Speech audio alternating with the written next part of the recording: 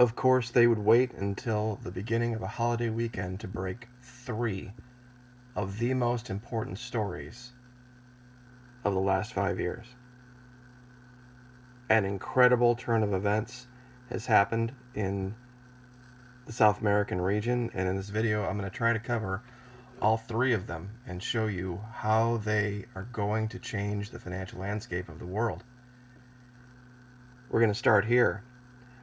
Iran and Russia are going to create their own digital currencies to bypass the sanctions on Venezuela. This is enormous. Iran, member of OPEC, Venezuela, Ecuador, all members of OPEC, and Russia, the second largest producer of oil in the world, not member of OPEC, are going to subvert the petrodollar. This does not bode well for the U.S. economy, kids. Depending on how quickly this rolls out, you will see inflation in our country skyrocket out of control, along with the price of gasoline, if this goes through, because there's too many big players on the world stage right now going around the U.S. petrodollar system. China and Russia have done it with the petro yuan,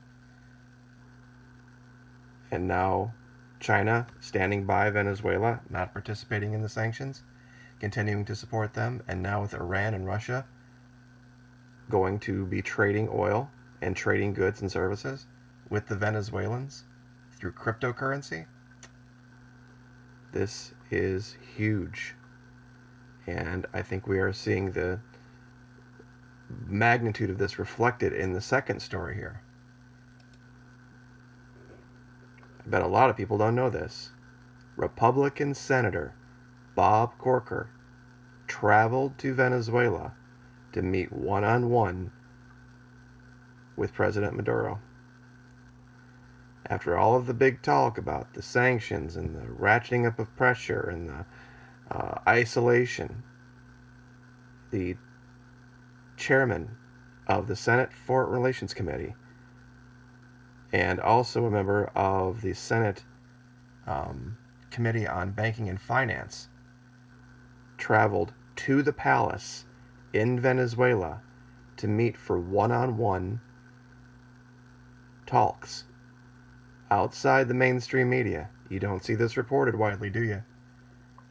That conservative Republican Bob Corker from Tennessee, no less. The people in Argentina are also having an issue. I know I haven't covered this much, but this is a really great place to look to show what happens when you kowtow to globalism. Everything falls apart, and then the IMF swoops in and gives you all of these high-interest loans and destroys your sovereignty. This is an enormous, enormous story. The biggest thing we were going to be talking about this weekend, I thought, was going to be the elections in Colombia. But story number 3 is this. See, they're saying that the right-wing candidate is going to win, but they've just arrested Pablo Escobar's former hitman for threatening to kill Gustavo Petro. The left-wing candidate that everybody said is 10 points behind doesn't have a chance. Now, why would that be the case if he was no threat? If this wasn't real? There was a plot out there, and if this gets tied to Santos, this could be huge. The outgoing president, the Mr. Peace Prize guy,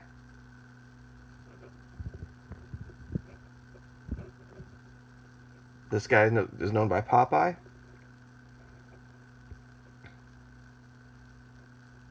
And he said he would speak with the end of his rifle, talking about Gustavo Petro. Incredible, incredible turns of events going on. The elections are tomorrow in Colombia.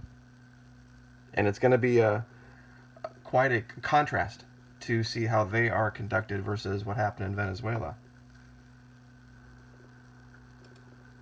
And to see how the region, regardless of what the group of Lima said and regardless of what's been said in the U.S. mainstream media, the support is falling in behind Mr. Maduro for the patriotic nationalist movement to have these countries maintain their sovereignty.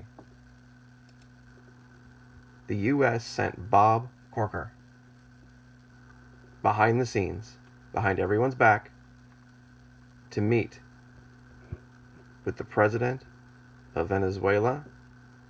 And the same day, this was actually only 90 minutes ago that this broke, maybe 2 hours now, that Iran and Russia are going to now, in fact, create their own digital currencies to subvert and go around U.S. sanctions to deal with Venezuela, allowing Venezuela's oil industry to be built back up and for loans to be refinanced and to abate their inflation issue, because that's the real issue. This can be fixed. They just don't want it done by the world government. They just don't want it done by globalists. And Iran and Russia are going to do this independently, along with China and India now. When you think of this term BRICS that we've talked about before, Brazil, Russia, India, China, South Africa, you know, the RIC is all here. And that's who they're siding with. So it's going to have to make you scratch your head about the narrative coming out of Washington here. The governments of Russia and Iran began to commercialize with the digital currencies to mitigate the possible economic sanctions of the United States, which could resume the trade blockade against both nations after withdrawing from the nuclear agreement between Iran and the 5+1 group, Russia, United States, France, England, China, and Germany. The chairman of the Economic Policy Committee of the Council of the Russian Federation, Dmitry Mezentsev, and the Iranian parliamentarian Mohammad Reza Ebrahimi agreed to start the necessary development for the use of cryptocurrencies replacing the dollar and thus neutralize the possible blockade. If we can make progress in this work, then we will be the first countries that use cryptocurrencies in the exchange of goods. This is huge.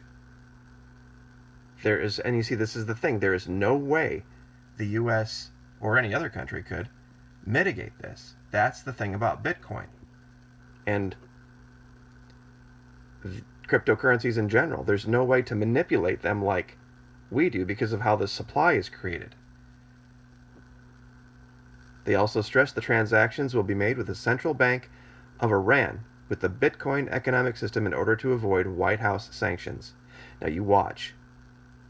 You know, the last couple of months, I've seen a lot of big names like Soros and another big name, I can't think of it right now, come out and talk about how terrible Bitcoin is, about how terrible cryptos are. I can't think of the other guy right now that came out and did it. This was why. They knew this was coming. They absolutely knew this was coming. This is an amazing, amazing development. I didn't think this was going to happen.